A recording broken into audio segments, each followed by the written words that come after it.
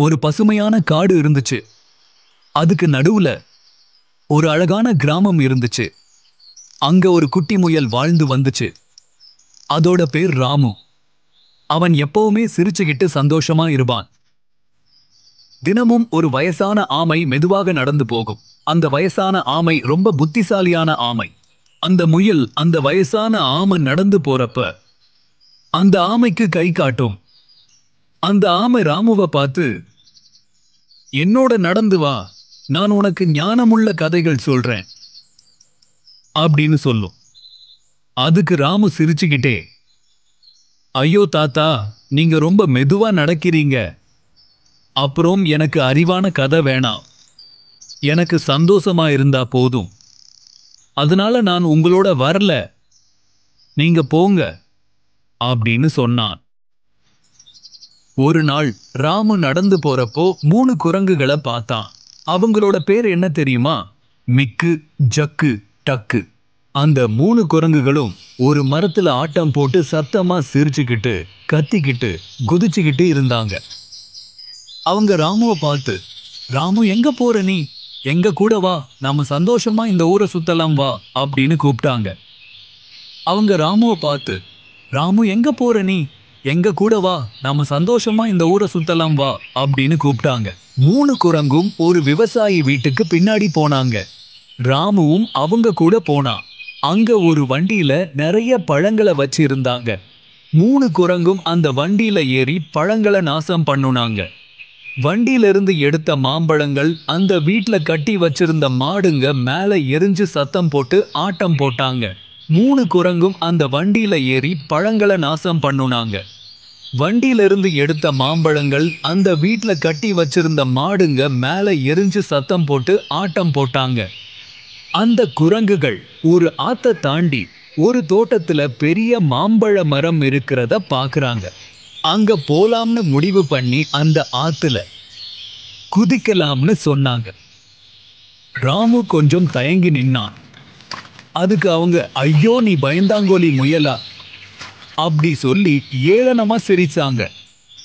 ராமுவும் அவங்க சிரிச்சதால தைரியமா குதிச்சான். எல்லாரும் அந்த தோட்டத்துக்குள்ள போய் அந்த மாம்பழ மரத்துக்கிட்ட போனாங்க. 3 குரங்கும் மரத்துல ஏறி குதிச்சாங்க. அவங்க போட்ட ஆட்டத்துல அந்த மர கிளை முறிஞ்சு அந்த 3 குரங்குகளும் மரத்துக்கு கீழே கட்டி வச்சிருந்த வலையில விழுந்தாங்க. வலையில விழுந்து மாட்டிக்கிட்டு சத்தம் போட்டாங்க அந்த குரங்குங்க. சத்தம் கேட்டு அந்த தோட்டத்தோட விவசாயி வந்து அவங்கள புடிச்சிட்டாங்க. ராமு அந்த மரத்துல ஏறாததுனால தப்பிச்சான். இதையெல்லாம் பார்த்து அவன் கால்கள் நடுங்குற மாதிரி இருந்துச்சு. அப்போதான் அவன் இது ரொம்ப பெரிய தப்புன்னு உணர்ந்தான். ராமு நடுங்கும் நெஞ்சோடு கிராமத்துக்கு திரும்பினான். ஆமைய பார்த்ததும் அவன் கண்கள்ல கண்ணீர் வந்துடுச்சு. தாத்தா, நான் நீங்க சொல்றத கேட்கல. தவறான நண்பர்களோட சேர்ந்தேன். அதனால நேத்தைக்கு ஒரு பெரிய பிரச்சனையில மாட்டியிருப்பேன். அந்த ஆமை ராமு கிட்ட, பரவாயில்ல ராமு, நேத்தைக்கு நீ ஒரு பெரிய பாடம் கத்துக்கிட்டு இருக்க. அது என்ன தெரியுமா? ஞானவான்களோடு நடந்தால் நீயும் ஞானியாக ஆகுவாய். மூடர்களை பின்பற்றினால் தீமை உன்னை எதிர்கொள்ளும். அடுத்த நாள் காலையில ராமு மெதுவா தாத்தாவோட நடந்தான். தாத்தா அன்னைக்கு சொன்ன ஒரு ராஜா ஞானத்துக்காக ஜெபித்த கதைய கேட்டான். இதுவும் வேடிக்கையாதான் இருக்கு தாத்தா. ஆனா இதனால நிறைய ஞானம் பெருகும். அன்றிலிருந்து ராமு வேடிக்கையை விட ஞானத்தை தேர்ந்தெடுத்தான். அவனும் ஒரு நாள் காட்டின் மிகுந்த ஞானமுள்ள முயலாக மாறினான். ஞானிகளோடே சஞ்சரிக்கிறவன் ஞானமடைவான். மூடருக்குத் தோழனோ நாசமடைவான். நீதிமொழிகள் 13 வசனம் 20. ஞானிகளோடே சஞ்சரிக்கிறவன் ஞானமடைவான். மூடருக்குத் தோழனோ நாசமடைவான். நீதிமொழிகள் 13 வசனம் 20. ஏசப்பா, உங்களுடைய பரிசுத்த நாமத்திற்கு ஸ்தோத்திரம். இன்னைக்கு நாங்க கத்துக்கிட்ட வசனத்தின்படி எங்களுக்கு நல்ல ஞானம் புத்தி உள்ள நல்ல நண்பர்கள் கிடைக்க எங்களுக்கு உதவி செய்யுங்க. எங்களுக்கு ஞானம், புத்தி, விவேகம் எல்லாமே நிறைய நிறைய தந்து எங்களை ஆசீர்வதிங்க ஏசப்பா. இயேசுவின் நாமத்தில் வேண்டிக் கொள்ளுகிறோம் எங்கள் பிதாவே. ஆமேன்.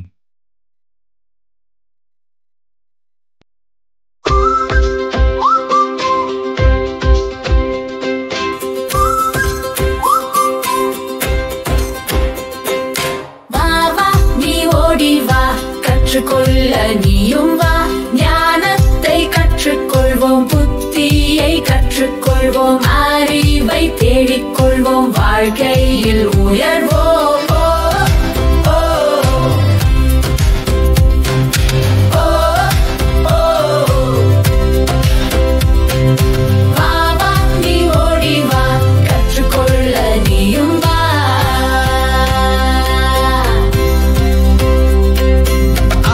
கண்டால் மறைந்து கொள்ளுவோம், ஞானி என்று எண்ண மாட்டோம், கர்த்தருக்கு பயந்திடுவோம், தீமையை விட்டு விலகிடுவோம்.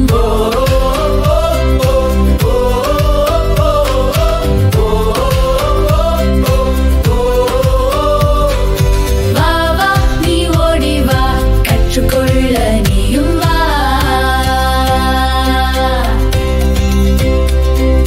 சொற்களின் மிகுதியில் பாவம் வரும், அகந்தை வந்தால் இலச்சையும் வரும்.